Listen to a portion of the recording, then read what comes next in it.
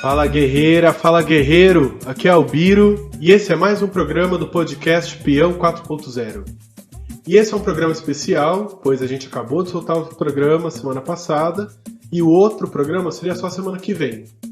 Mas a gente está diante de uma semana muito importante para a luta dos trabalhadores, frente à paralisação internacional dos trabalhadores por aplicativo neste dia 1º de julho. E a greve indicada pelos metroviários de São Paulo, que vai provavelmente acontecer no mesmo dia. Infelizmente, como vocês já devem ter percebido, a Bianca não estava participando desse programa. Justamente porque nesse momento ela está se preparando, junto com a equipe do podcast Peão 4.0 e do Esquerdo Diário, para cobrir a paralisação dos entregadores. Mas a gente não poderia deixar de expressar essa mobilização de categorias tão importantes para vocês, mas não se preocupem, pois eu não estarei sozinho. Porque eu trouxe para falar com a gente o Francielton, que é trabalhador do metrô e militante do movimento Nossa Classe e do Esquerda Diário, para bater um papo com a gente. Bora começar o programa.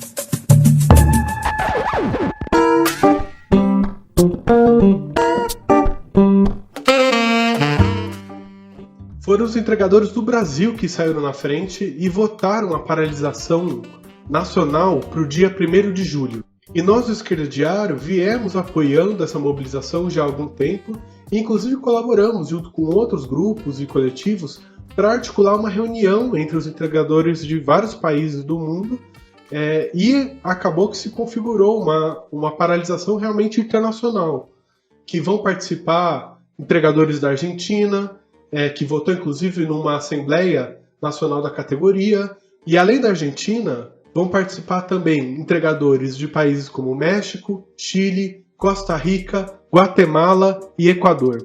Mas aqui em São Paulo, o governo Dória e a diretoria do metrô estão se aproveitando da pandemia para tentar tirar direitos históricos conquistados pelos metroviários, através de muita luta. Inclusive, está marcado para amanhã uma audiência de negociação com o TRT. E por isso os trabalhadores do metrô estão se organizando e declararam um estado de greve caso o metrô siga com os ataques.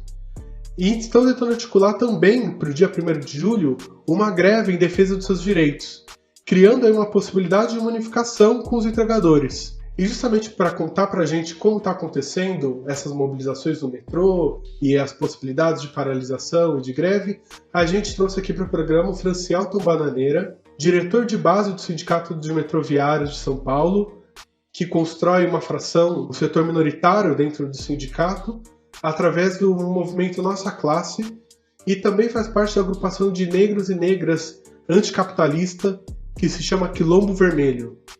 Além de ser, claro, como eu já falei aqui, parte do Esquerda Diário.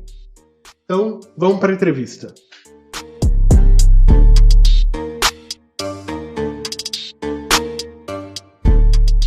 Olá, Fran, seja bem-vindo ao podcast Peão 4.0. É muito bom ter você aqui conosco, inclusive num momento tão importante. Seja bem-vindo mais uma vez, você que já participou de um outro programa que eu bem me lembro. Sim. Oi, Biro, muito prazer novamente. É bom estar de novo aqui com vocês, é um orgulho sempre. Da hora, Fran. Então, para a gente começar a entrevista sobre esse momento que a gente está passando, a gente te convidou aqui porque a gente vai entrar numa semana agora que vai ter uma paralisação bastante importante dos entregadores por aplicativos, né? Uma paralisação que se dá não só apenas em escala nacional, mas em escala internacional. Mas também vem acontecendo, para além desse tema que a gente vai abordar aqui, uma série de medidas do governo que vem tentando acabar com direitos e atacar os trabalhadores do metrô, né? Vocês estão num processo de mobilização, também bastante importante, e eu queria primeiro saber sobre isso. Como que está essa questão no metrô, o que está acontecendo exatamente, se você puder explicar para a gente, e como está sendo a mobilização de vocês, como você vê isso? Então, cara, assim, a gente está numa mobilização mais forte agora, porque o metrô veio mais para cima do nosso acordo coletivo. A própria pandemia trouxe um outro cenário para a categoria, que foi o fato de a gente estar trabalhando muito exposto ao vírus, e de início a empresa se negava a fornecer os equipamentos de segurança necessários, como propriamente a máscara, que é mais segura para a gente, não fazia os exames e nem tentou fazer testes para averiguar se os funcionários estavam sendo contaminados ou se poderiam contar com inclusive contaminando a própria população, e diretamente o próprio atendimento à população, uma vez que não era só os setores essenciais que estavam funcionando, muito pelo contrário. O Dória chegou a se orgulhar de que o setor industrial mantinha mais de 70% do seu funcionamento, que em si já era um problema muito grande, porque o fluxo de pessoas diminuiu, mas ainda assim fazer com que a gente estivesse atendendo um número grande de pessoas e expondo muitos trabalhadores ao risco. Mesmo assim, a gente continuou trabalhando, muito preocupado com a nossa saúde. A gente entrou na justiça para ter os EPIs necessários e tal. E junto com isso também teve as orientações da própria MS, que os trabalhadores que tivessem mais de 60 anos, fizessem home office ou fossem afastados do serviço diretamente, os trabalhadores que tivessem algum tipo de doença que é as comorbidades, né, que são doenças que são mais perigosas para o vírus, como diabetes, asma ou problemas respiratórios, fossem também afastados. E a empresa não estava fazendo isso. Então, a gente estava com um problema de estar atendendo ainda um número alto da população, que não era necessário. Junto com isso, os funcionários não estavam conseguindo seus afastamentos e liberações para ficarem em casa enquanto a pandemia não passasse, nesses funcionários que tinham risco de vida. De início, a gente entrou na justiça, conseguiu uma liminar para afastar esses funcionários e logo depois a gente também conseguiu uma outra liminar garantindo o equipamento de segurança tanto para a gente quanto para os terceirizados, que era um outro problema também, que a empresa, se para a gente estava ruim, para os terceirizados estava pior ainda, que a empresa fez vídeo falando, reivindicando os trabalhadores da limpeza pela atuação deles, mas em contrapartida era muito funcionário sendo assediado, tendo que trabalhar sem nenhum equipamento mesmo. A gente ainda tinha umas máscaras que eram ainda insuficientes, eles nem máscara nem luva tinham, e aí a gente entrou na justiça, por via do sindicato, e conseguiu de início essa liminar. Passado um tempo, a empresa recorreu, e aí, obviamente, né, já com umas semanas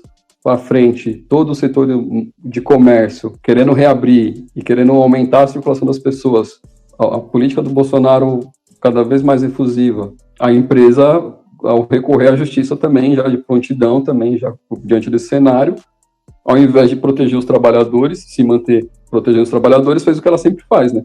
Que é ficar do lado dos patrões e cedeu para o pedido do metrô. E isso desobrigou o metrô de fornecer as máscaras e os equipamentos diretos para a gente, mas também, principalmente, para os terceirizados. E ainda permitiu com que os funcionários que tivessem 60 anos, mas não tivessem comorbidade, voltassem a trabalhar. Então, a gente acabou, no meio disso tudo, tendo esses problemas de segurança para a gente tentou, inclusive, a questão das testagens, a gente conseguiu agora que a empresa fosse obrigada a testar, e ainda só por amostragem, o que é totalmente suficiente, mas ainda assim a gente ainda está com isso, mas a gente não sabe até quando que vai durar isso, né? Porque a justiça já deu claros exemplos que não vão ficar do nosso lado quando for necessário, e com isso, na verdade, a gente acabou entrando no meio de um processo de briga para poder estar trabalhando, mas trabalhando de forma segura. E aí agora a empresa derrubou a única liminar que a gente tinha, que era favorável para a gente estar mais tranquilo, que era de estar trabalhando com um acordo coletivo garantido. Como a empresa derrubou isso, conseguiu isso na justiça, isso vai obrigar a gente a perder o nosso acordo coletivo, que até então estava vigente.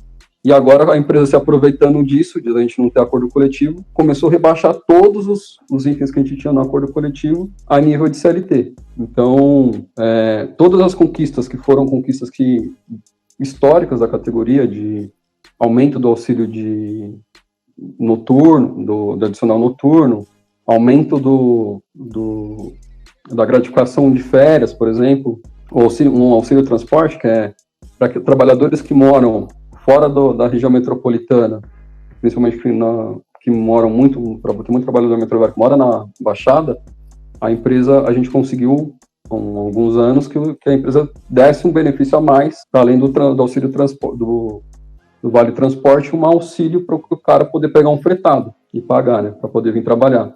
Mas a principal questão, que foi uma coisa muito de luta da categoria, que foi aumentar o adicional noturno, por exemplo, para quem trabalha à noite, tem que sacrificar trabalhando à noite, Em vez de ser 20% que é o CLT, a gente ganha 50%. Ou mesmo as horas extras, que a gente acaba ganhando 100% sobre a hora extra, mas isso foi conquistado, assim, com muita luta, e teve demissão por conta disso e tal. Aí agora, por uma simples questão de liminar, de uma liminar que foi derrubada, a gente perdeu tudo. Então a empresa está falando que dia 30, todos esses itens, que é a gratificação de tempo, o auxílio transporte, a gratificação nas férias, os adicionais noturno, tudo isso a empresa está falando que não vai pagar. Então vai gerar um problema grande assim, para a gente, e aí é onde que a gente está tentando se mobilizar, tá? Uma categoria está bem mobilizada, inclusive. Provavelmente a gente vai deflagrar, se a empresa continuar nessa perspectiva, a gente deflagra a greve agora para o dia 1º. Nossa, é realmente um absurdo toda a situação que se relatou. Na verdade, se a gente pensar que o metrô é um setor tão importante, né, para os trabalhadores que infelizmente têm que seguir trabalhando, seja os setores essenciais para o combate da pandemia, ou até aqueles que não são, têm que continuar a seguir trabalhando porque não paralisaram as fábricas, por exemplo, os telemarketings, né? É um serviço essencial para a locomoção da população, e vocês estão nessa condição que não tem nem EPI, né? E também me chamou a atenção, você colocou o papel do Dória nisso, né? Que os governadores tentam ficar passando um ar de responsável e consequente no combate à pandemia, mas na verdade o que a gente está vendo é que pelo contrário, né? Não só tem toda uma pressão deles de agora abrir o comércio e reabrir a economia de forma completamente responsável, colocando a vida de risco todo mundo, e nesse cenário ainda aproveita para poder tirar o direito desses trabalhadores do metrô, que são tão importantes, né? Enfim, então, na realidade, no fundo, eles podem falar o que for do Bolsonaro, mas tem, sim, coisas bem comuns, na verdade, como quando se trata dos trabalhadores, dos direitos dos trabalhadores, né?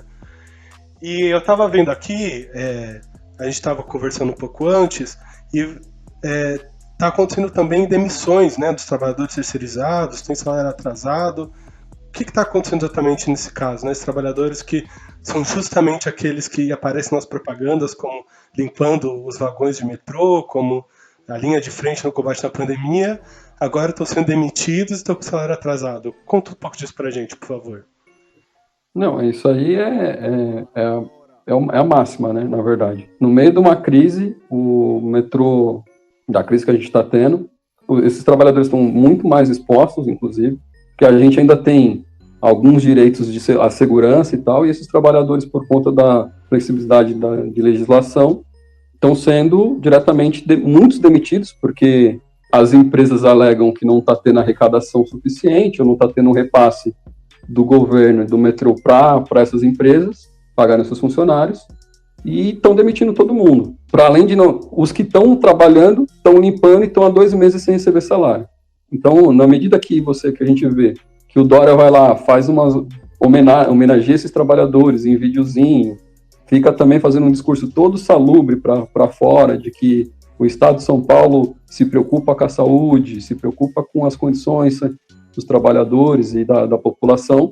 Na verdade, ele expõe todo mundo a um problema grave, que é a falta de manutenção de limpeza das estações, porque essas empresas não estão dando as condições necessárias para os trabalhadores trabalharem, e ao mesmo tempo, ao não pagarem, ou o Estado não pagar essas empresas também estão demitindo. Então, está gerando uma sobrecarga absurda em quem está trabalhando, que está ficando sem salário também, e ainda, ou quando está com salário, tem toda aquela questão que aí é a união de todos os setores do governo, né? Dória, Bolsonaro e Justiça, contra os trabalhadores, que é de flexibilizar todas as leis possíveis para ter rebaixamento de salário, para ter diminuição dos direitos trabalhistas e tal, que vem vindo. A gente sabe que o Bolsonaro está armando uma série de leis através do Guedes e do Ministério do Trabalho para poder flexibilizar todos os nossos direitos. E o Dória se aproveita disso, por exemplo, para poder vir atacar os terceirizados e os metroviários, que é o que ele está fazendo agora. Então, você se sacrifica para manter o sistema funcionando, os trabalhadores terceirizados se sacrificam para manter o negócio limpo, higienizado e tudo mais, e de retorno para a gente, o que vem é ataque, confiscar o próprio emprego, como é o caso dos trabalhadores terceirizados, ou não nem sequer pagar o salário para os caras, ou mesmo a gente teve um caso agora, por exemplo, por irresponsabilidade do governo, nessa exposição desnecessária dos trabalhadores, um trabalhador metroviário, infelizmente, a gente teve o primeiro metroviário que veio a falecer na ativa, ainda que a gente não saiba, não possa comprovar que ele adquiriu o vírus na empresa, mas o fato é que foi o primeiro que estava trabalhando. Isso para a gente é um emblemático, porque ao não fazer os testes, a gente não consegue se proteger, não sabe quem do nosso lado pode estar contaminado, quem não pode. A empresa, por conta desse aumento agora da população de estar acessando, muitas vezes dificulta os afastamentos de quem precisa. Isso para a gente, para os terceirizados é pior ainda, porque a gente ainda tem convênio e tal, que a empresa também está tentando atacar agora, mas a gente ainda se mantém um convênio, mas para os terceirizados que nem convênio tem, o que sobra é só o desespero mesmo. E o que a gente está tentando fazer internamente na categoria, enquanto mobilização mais interna nossa, é de arrecadação de cesta básica, para tentar ajudar os trabalhadores que não tem nem o que comer diretamente, porque nem salário tem. Mas isso dos metroviários ajudarem e lutarem pelas causas dos terceirizados, eu acho bastante emblemático, muito forte, eu acho que é um exemplo, né? Porque a terceirização está aí justamente para dividir as categorias, né? Colocando as empresas terceirizadas com seus próprios convênios, né? E vocês reconhecerem os trabalhadores terceirizados como trabalhadores do metrô e lutarem por eles é algo que eu acho que é muito emblemático, muito forte. Acho que é um exemplo a ser seguido, né? Que os trabalhadores que trabalham no mesmo local de trabalho têm que ter os mesmos direitos, têm que ter os mesmos salários, os mesmos acordos coletivos, né? E tem que ser e essa unidade entre os trabalhadores é algo que precisa ser promovida com certeza. Inclusive, aproveitando esse gancho, queria entrar no outro tema, no segundo tema da nossa entrevista, que é em relação aos empregadores, que são trabalhadores que fazem parte do setor de transporte, né? E que estão, pela primeira vez, desde que começou a uberização do trabalho, vieram as empresas aplicativas de aplicativo para o Brasil e se espalharam pelo mundo, se organizando e fazendo uma manifestação, uma paralisação que vai ser agora 1º de julho, né? Isso eu acho que todo trabalhador aí de luta consciente deve estar olhando, tem que estar olhando isso com muita atenção, e eu sei que isso é algo que vocês estão discutindo também. Queria saber o que vocês estão pensando sobre isso, que está também coincidindo com a mobilização de vocês. Enfim, se puder falar sobre isso. Eu faço parte do movimento Nossa Classe Metroviários, que é uma corrente que a gente participa internamente na categoria, tenta construir, que prega muito essa questão da aliança com os trabalhadores, principalmente com o setor mais precarizado. A gente também está internamente no sindicato. E uma das coisas, inclusive, que a gente tem como pauta de defesa e tentar de aliança com os trabalhadores é a efetivação dos terceirizados sem concurso público.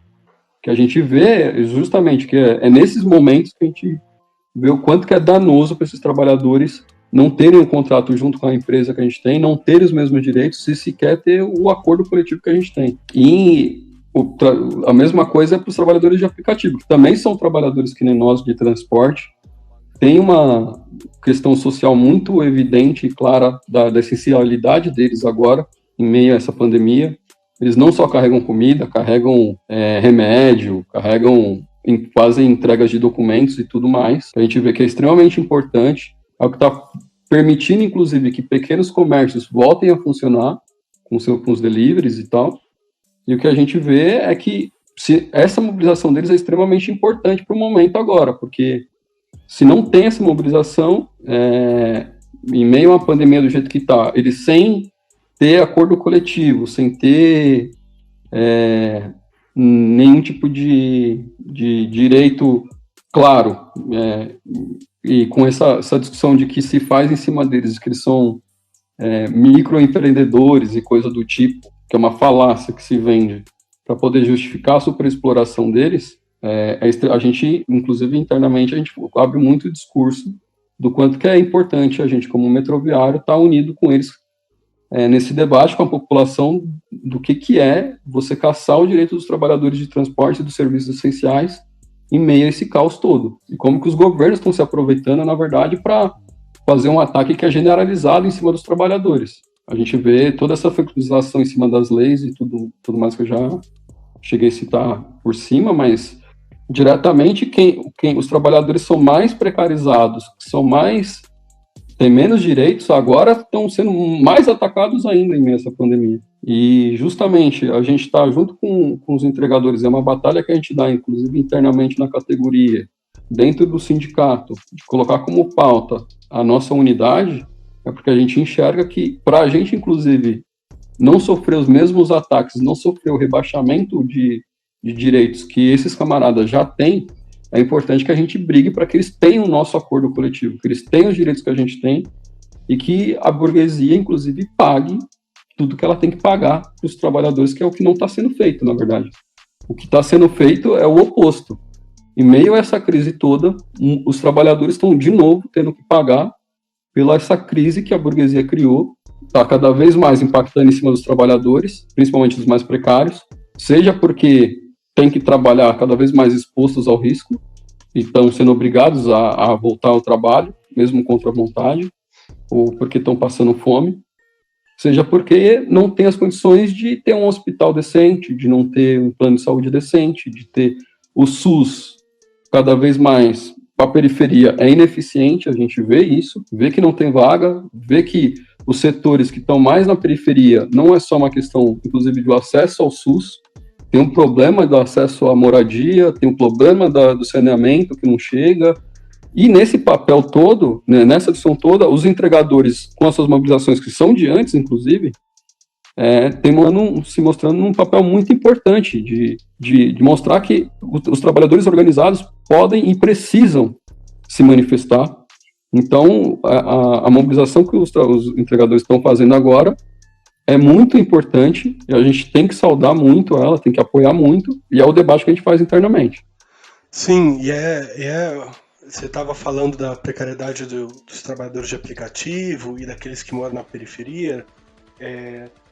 Primeiro que, assim, os trabalhadores de aplicativo é um absurdo, né? Eles trabalham aí de 8 a 12 horas sem parar, não tem um convênio médico, não tem EPI, não tem vale-refeição, não tem um banheiro sequer para lavar a mão, quer dizer... Não, cara, é o máximo de, tipo, você vai ver uma ação de você vai ver, sei lá, 99 e fica propagandeando que deu álcool, mas não chega nem metade do que eles têm de gente que precisa. E aí o cara que precisa trabalhar tem que tirar do bolso o que ele precisa como proteção. Imagina para um cara que é um biker, por exemplo, que é os trabalhadores de bicicleta, que tem que andar 1 quilômetro para poder ganhar R$1 por quilômetro, sabe? Quanto que ele vai precisar andar para poder ter um álcool em gel, sabe? É esse tipo de coisa. A gente não pode aceitar que é normal que para você receber uma comida em casa, outra pessoa tem que se expor nesse nível. E em contrapartida, essas empresas lucram cada vez mais em cima dessa superexploração. Tem toda uma discussão de agora que elas começam a criar uma competitividade entre os trabalhadores para ver quem entrega mais, para ver quem faz menos tempo, para fazer tudo um auê em cima dos trabalhadores. E isso, na verdade, essa competitividade só prejudica os próprios trabalhadores. Enquanto isso, a empresa está lá dando risada e lucrando absurdos nas costas deles, entendeu? E, tipo, eu acho que nesse papel de brigar para que eles tenham um acordo coletivo decente, direitos iguais e sejam reconhecidos, inclusive, como trabalhadores, é o principal. Porque acho que é importante a gente estar bem solidário com isso, sabe?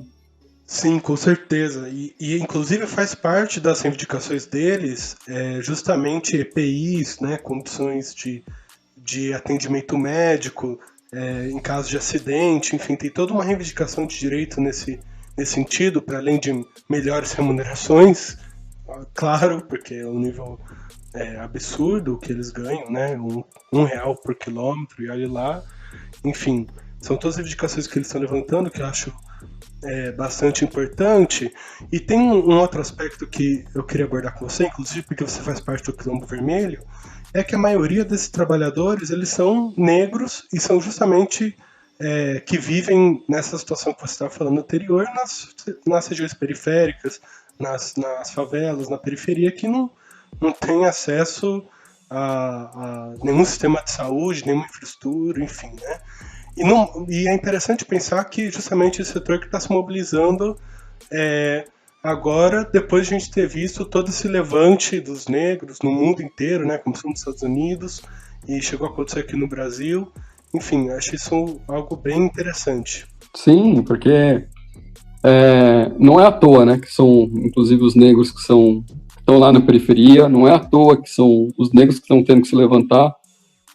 Nos Estados Unidos veio da violência policial, mas veio também porque lá a maior parte dos negros que estão morrendo, a morte do George Floyd lá foi estopim, mas já tinha um caldo muito grande de efervescendo dos negros nos Estados Unidos, que era por conta do descaso do governo em relação à população negra lá é a menor que tem e é a que mais morre por causa do coronavírus. Para ver o descaso que é. E aí quando aquele caso absurdo daquela morte, que é revoltante a gente ver como que foi, a morte do George Floyd, aquele policial desgraçado, prendendo ele pela garganta e tudo mais. E aí veio o levante, e obviamente que aqui, por toda essa miséria do possível que tem para os negros, que é oferecida para os negros, isso ia influenciar também. Eu não acho que é uma coisa que se separa da outra. E tem uma coisa que eu acho bastante emblemática dessa paralisação, que ela vai acontecer em nível internacional, né? Argentina, México, que a Argentina vai ser bem forte, mas tem outros. Eu acho que é muito nisso, tipo, dessa questão de como a gente se contagia pelos exemplos que a gente vê. Porque para mim não é secundário que o levante aqui tenha saído, tenha se mostrado em manifestações e logo em seguida a gente vê esse levante sendo espalhado para outros países. Eu acho que é muito mais forte para os trabalhadores seja esse movimento a nível internacional, como está sendo com relação aos entregadores agora, né? Que a gente vê que não é só aqui no Brasil, agora está na Argentina, está no México, na Guatemala. Essa exploração desses aplicativos é a nível internacional, então os trabalhadores se manifestam também a nível internacional. Já dizia o Marx, né? Nossa classe não tem fronteira. Eu acho que os entregadores estão mostrando isso na prática, um exemplo. Eu não sei você, mas eu imagino uma greve internacional dos metroviários, eu acho um baita exemplo para a gente seguir e aprender. Sim, é uma coisa que com certeza consolidaria muito mais as nossas lutas e mostraria muito mais o peso nosso. A gente aqui, internamente, a gente faz ação, inclusive, de ligar os setores dos transportes, agora com os camaradas do aplicativo, mas a gente também sempre faz essa discussão com relação à CPTM e aos ônibus também, e o que sempre a gente esbarra muitas vezes é na própria burocracia dos sindicatos dessas categorias, né, que embora os trabalhadores... E é muito louco isso, porque você vê que os trabalhadores têm essa questão de, não, a gente precisa unificar, a gente precisa estar junto, a gente é muito mais forte uma greve do metrô e CPTM junto, é muito mais forte uma greve de trabalhadores de entregadores e metroviários, é muito mais forte nacionalmente, imagina internacionalmente. E o que a gente vê é que, na verdade, existe toda uma organização dentro dos sindicatos, por essas lideranças malditas que a gente tem, que são um freio, na verdade, né? Que não querem juntar as lutas, que dificultam. Inclusive eu queria perguntar sobre isso, aí pra gente já ir finalizando a entrevista, porque você falou disso algumas vezes, e é uma das coisas que eu marquei aqui pra gente conversar. Como que tá isso no metrô? Vai sair greve, não vai? Como tá a questão do sindicato? Enfim, dá esse panorama pra gente e as perspectivas de vocês, como tá a categoria. Então, historicamente, a gente tem no metrô uma direção, hoje ela é proporcional no sindicato, né? Então, tem várias correntes dentro do sindicato, mas a ala majoritária dentro do sindicato pertence à CUT e à CTB, que é ligada ao PCdoB e ao PT. E, obviamente, isso tem um peso para a categoria, tem um peso para as posições que a gente tira como categoria, que é, por exemplo, muitas vezes essa burocracia que a gente chama, que são justamente esses caras, dificultam a nossa organização, porque a política do PT hoje, por exemplo, é de ficar passivo ao tudo que está acontecendo. O PT, em diversos estados, está atacando os trabalhadores, está atuando contra o isolamento, contra a segurança desses trabalhadores e a saúde desses trabalhadores, flexibilizando as quarentenas, flexibilizando tudo. E aqui dentro você vê que a política nossa, durante anos dessas duas correntes, dessas duas alas majoritárias dentro da direção do sindicato, foi também frear muitas vezes nosso movimento, apostando, fazendo com que os trabalhadores confiassem muito em cima de negociações com a empresa, negociações com a justiça, e não nas suas próprias forças, né? Que é isso, como a gente, como movimento Nossa Classe, tenta sempre mostrar que o que é mais importante é a gente ter organização pela base, organização dos trabalhadores de forma representativa nos locais de trabalho, nas áreas onde a gente trabalha.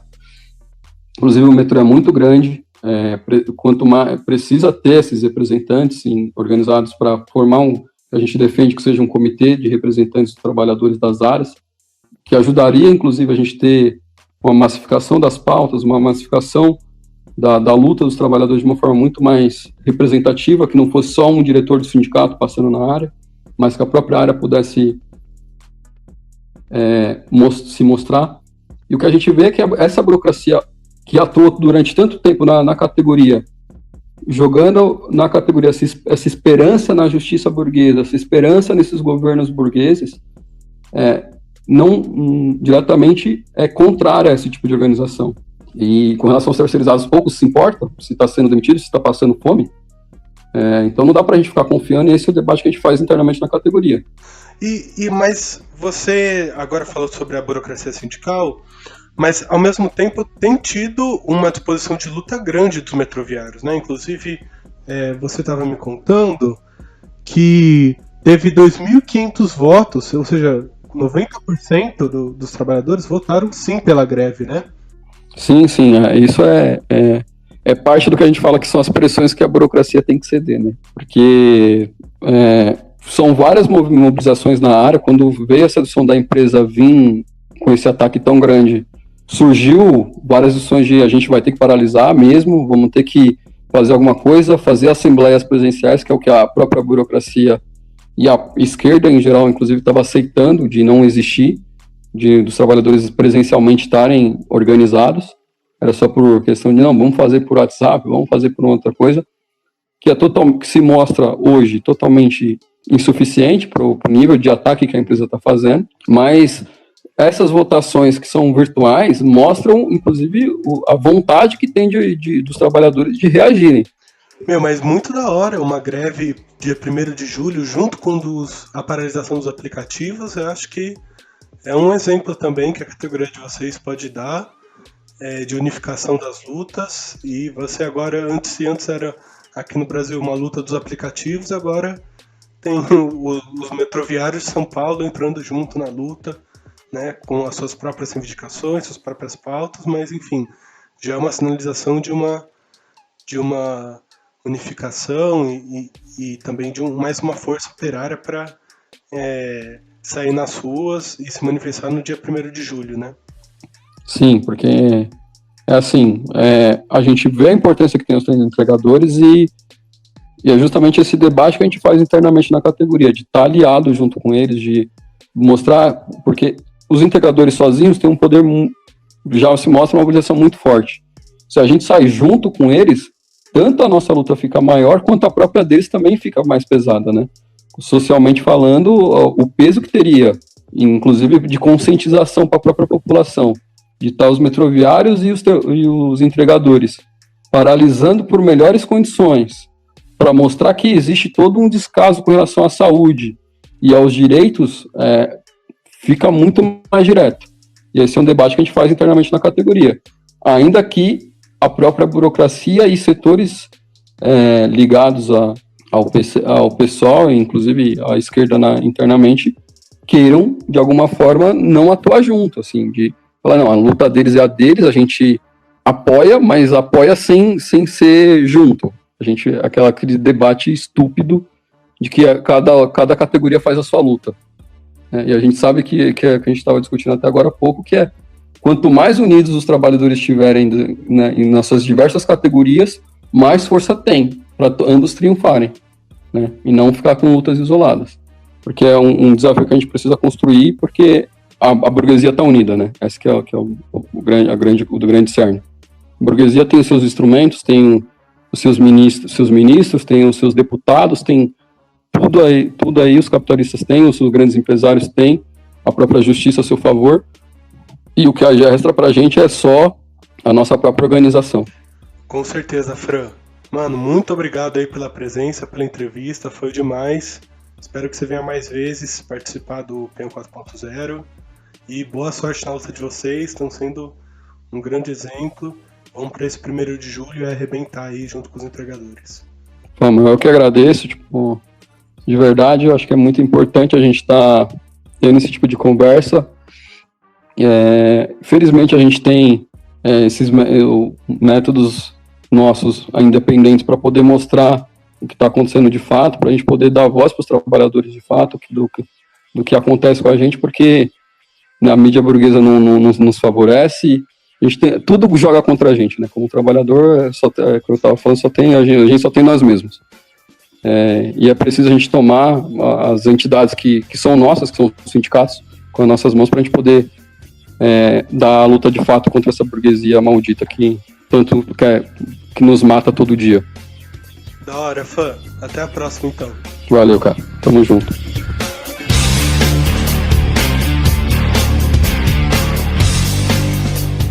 Bom, gente, então foi essa a entrevista com o Francielton.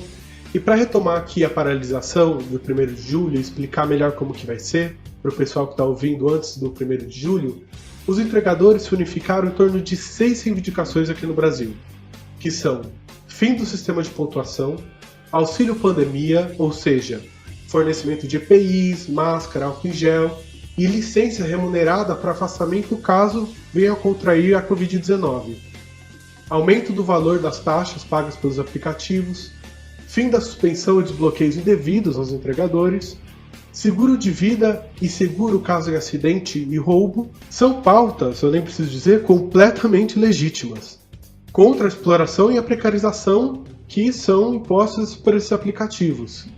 Para além dessas reivindicações, que está em jogo no dia 1º, é uma categoria começando a se organizar, e há diversas posições políticas e discussões na categoria.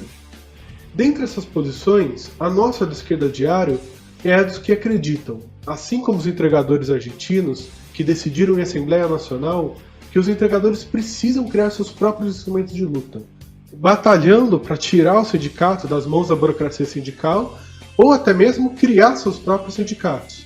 E essa batalha pode avançar para que sejam os próprios entregadores que decidam quais são as melhores condições de trabalho e discutam também qual é o tipo de vínculo empregatício que querem e precisam com essas empresas.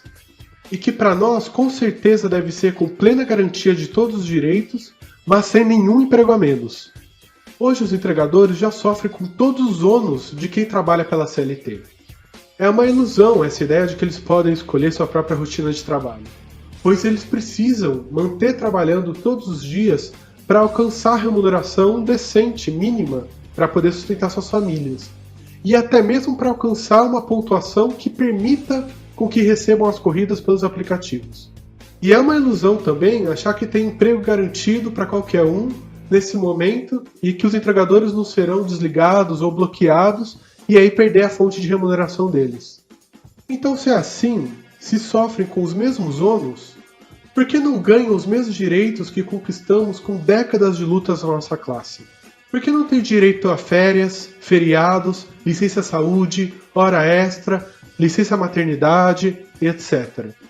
Mas é claro que isso tudo deve ser decidido pelos entregadores, que devem escolher a melhor forma de luta e pelo que lutar para garantir que seus direitos sejam atendidos sem que sejam mais prejudicados por mais burocracia para entrarem nos aplicativos e se manterem trabalhando neles.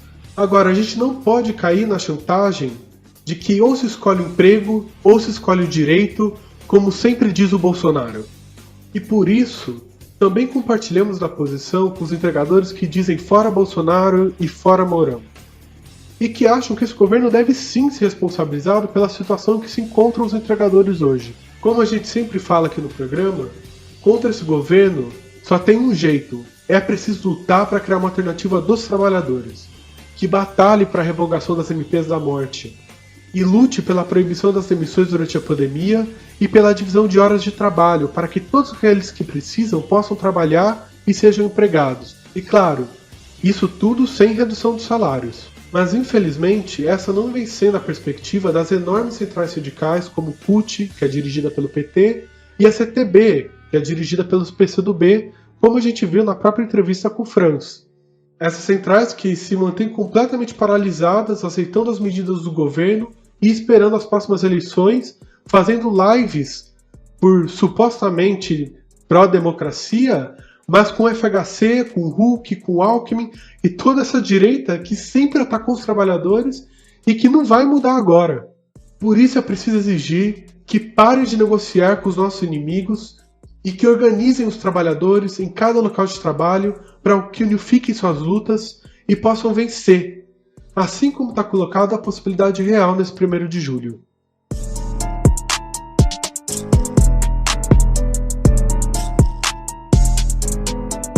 E para terminar o programa, vocês podem ficar aí com um áudio da entregadora Daniele, convidando todo mundo para participar da paralisação no dia 1º de julho. Então eu venho aqui de novo pedir para vocês aí acompanhar a gente nessa luta, né? Que irá acontecer. E eu sei que vai vir muitas coisas boas pra frente. Principalmente vocês, meninas. Tô aqui vindo representar vocês aí, de coração aí. Representar nossa força aí, que eu sei que não é pequena, entendeu? Pra acompanhar a gente nessa grande batalha aí que vai acontecer, né? E eu sei que batalhas vai vir várias, entendeu? Mas cada dia mais forte, porque eu sei que vocês vão começar a entender mais pra frente, principalmente vocês que estão novas e novos aí no aplicativo, ficam um pouco com receio de tomar bloqueio, receio de ser prejudicado. Vocês vão entender mais pra frente do que eu tô falando. Entendeu? Então, isso não é à toa. Essa briga não é à toa. Então, eu venho aqui pedir pra vocês que venham batalhar com a gente, porque a gente precisa de forças aí. A gente precisa, querendo ou não, dar um choque no sistema deles aí pra eles começar a entender que nós temos voz, entendeu? Porque não pode eles simplesmente fazer o nosso serviço descartável, fazer a gente pouco caso. Cara, tem gente que tem filho, tem gente que paga aluguel, tem gente que vive disso e simplesmente um dia tomar um bloqueio ou simplesmente ser prejudicado porque a pessoa que tá lá atrás do computador, a pessoa que tá lá atrás do sistema não tá nem aí pra você. Então, que é isso que você quer mais pra frente? Você que não vai brigar, você que aí, eu sei que o aplicativo vai querer mandar 10, 15, 20, 30 reais, 50 adicional pra você trabalhar. Entendeu? Aí você vai lá e trabalha, aí mais pra frente toma um bloqueio, mais pra frente toma uma dívida. Que foi o que aconteceu comigo também, já tomei dívidas de 370 reais, tá? E nunca consegui recorrer. Aí você vai entender o que eu tô falando. Então, pessoal, pra rua, lutar, batalha é grande, entendeu? Mas eu sei que mais pra frente, as pessoas, até filho de vocês mais pra frente, se estiver trabalhando disso, estiver bom, entendeu? Estiver melhor, ou até agora mesmo também estiver melhor, vocês vão sentir orgulho de vocês. De falar, ó, eu entrei nessa briga, eu ganhei essa batalha aí, ó. Entendeu? E eu sei, cara, tem muita gente nova na rua, muita gente que perdeu o emprego e agora, querendo ou não, depende do aplicativo, né? Tá com um pouco de receio, né, de ir pra rua. Acontece que, querendo ou não, gente, se não for no dia 1º, muitas coisas que hoje você tem, muitos direitos que hoje você tem, foi justamente por isso.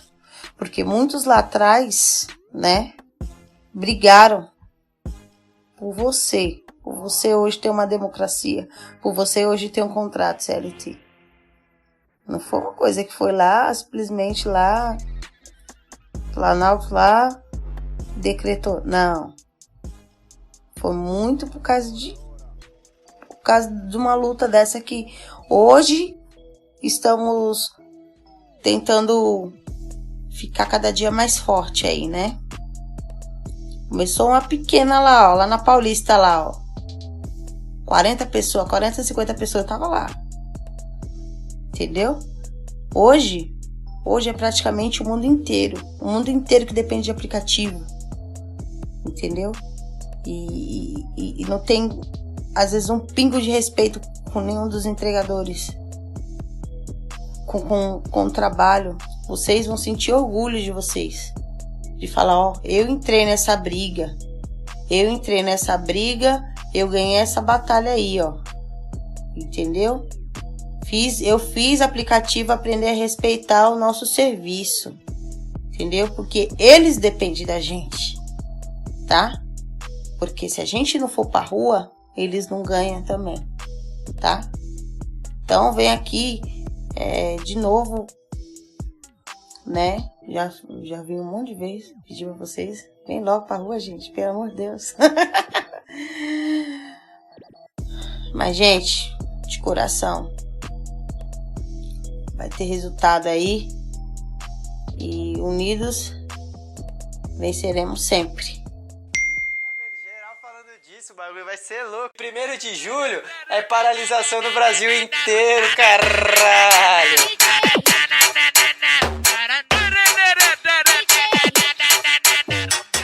É isso aí, gente. A gente se vê aí no break dos entregadores no dia 1º de julho.